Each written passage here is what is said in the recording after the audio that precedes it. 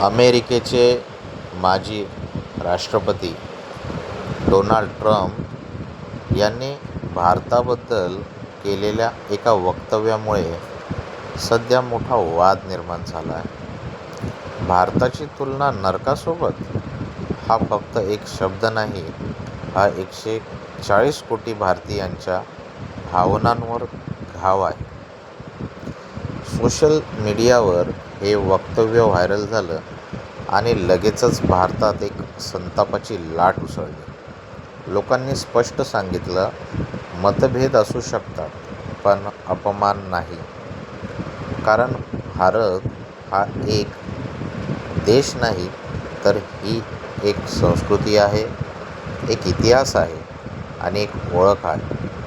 हा तोच भारत आहे ज्याने जगाला योग दिला, आयुर्वेद दिला आणि आज विज्ञानात मोठी झेप घेतली. इस्रोसारखी संस्था जगात आपला झेंडा रोवत आहे. चंद्रावर पोहोचणारा देश, डिजिटल क्रांती करणारा देश आणि जगातील मोठ्या अर्थव्यवस्थांपैकी एक बनलेला देश. भारत म्हणजे फक्त आकडे नाहीत, भारत म्हणजे भावना आहे.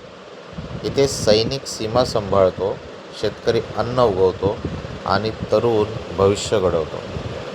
म्हणून जेव्हा कोणी भारताचा अपमान करतो, तेव्हा तो प्रत्येक भारतीयांच्या आत्मसन्मानाला हात घालतो.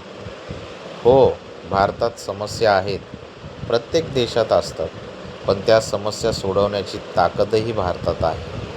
आजचा भारत हा बदलतो आहे, प्रगती करतो आहे आणि जगात स्वतःची ओळख निर्माण करतो आहे. आजचा भारत हा 1947चा भारत नाही. आजचा भारत हा उत्तर देतो, तो वाद घालत नाही, तो काम करून दाखवतो. भारताचा अपमान कधीही सहन केला जाणार नाही. Respect for India. जय हिंद.